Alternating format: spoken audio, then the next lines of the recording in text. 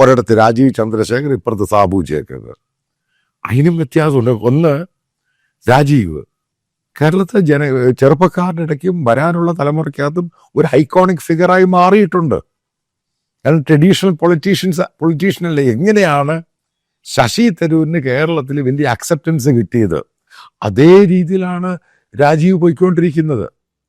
അതായത് സുരേന്ദ്രനെ പോലെയോ മുരളീധരനെ പോലെയോ അവരെ പോലെ അല്ല രാജീവിനെ കാണുന്നത്. കാരണം ഇതിനകത്തുനിന്നും ഉണ്ടാക്കേണ്ട താല്പര്യം രാജീവിനില്ല.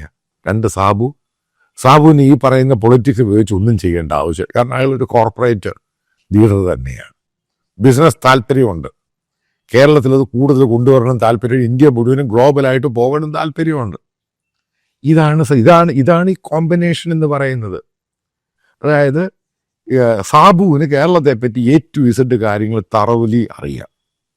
രാജീവനാണെങ്കിൽ ഇതിനെ എങ്ങനെ മുന്നോട്ട് കൊണ്ടുപോകണം എന്നറിയാം. അതാണ് ഒരു നല്ലൊരു കോമ്പിനേഷൻ എന്ന് പറയുന്നത്. ആ കോമ്പിനേഷനിലായിരിക്കും BJP വർക്കൗട്ട് ചെയ്യുന്നത്. ആ വർക്കൗട്ട് ചെയ്യുമ്പോൾ ഏകദേശം 15-20 സീറ്റങ്ങ് കിട്ടും. 20 സീറ്റ് കിട്ടിക്കഴിഞ്ഞാൽ മനസ്സിലാക്കുക, കേരളത്തിലെ മുസ്ലിം ലീഗിന്റെ വെടി തീർന്നു പോകും. പിന്നീട് അതിലോട്ട് ആൾക്കാർക്ക് വിശ്വാസമാകും ഇത് കേരളത്തിന് ആവശ്യമായിരുന്നു. ഞാൻ പലതിലും BJPയും മോദിയും ഒക്കെ എതിർക്കാൻ വേറെ കാര്യം. പക്ഷെ കേരളത്തിന്റെ കാര്യം വരുമ്പോൾ കേരളത്തിൽ ഈ മാറ്റം ആവശ്യമാണ്. കാരണം വല്ലാത്ത രീതിയിലാണ് കേരളത്തിലെ മുസ്ലിം ലീഗ് ആണെങ്കിൽ ഇവിടുത്തെ മത തീവ്രവാദ സംഘടനകളും കേരളത്തിന്റെ പൊളിറ്റിക്സും സോഷ്യോളജിയും ഇവിടെ ബുൾഡോസ് ചെയ്യാൻ ശ്രമിക്കുന്നത്. അതിനെതിരെയുള്ള താക്കീതായത്.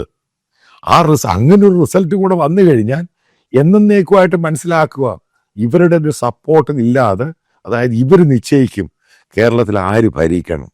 അതായത് മനസ്സിലാക്കുക, UDF കേക്ക് വോക്ക് ആയിരിക്കുകയില്ല. എന്താണ് കോൺഗ്രസിന്റെ ഹൈക്കമാൻഡ് ഉദ്ദേശിക്കുന്നത് അതൊന്നും കാര്യമായിട്ട് നടക്കാൻ പോകുന്നില്ല. അല്ലാതെ ലീഗ് ഇത് ഭരണം അങ്ങോട്ട് മാറിയിട്ട് KM ഷാജി പറഞ്ഞ പോലെ ഈ 10 വർഷത്തെ ഞങ്ങൾ തിരിച്ചു മേടിക്കും, മതമാണ്. ഈ സാധനം ഒരു കോപ്പും നടക്കാൻ പോകുന്നില്ല. ഇതിന് കൃത്യമായ സംഭവങ്ങളാണ് പൊളിറ്റിക്കൽ മൂവ്മെന്റ് നടന്നിരിക്കുന്നത്. അത് കേരളത്തിൽ അതിശക്തമായ രീതിയിൽ ആഞ്ഞടിക്കും.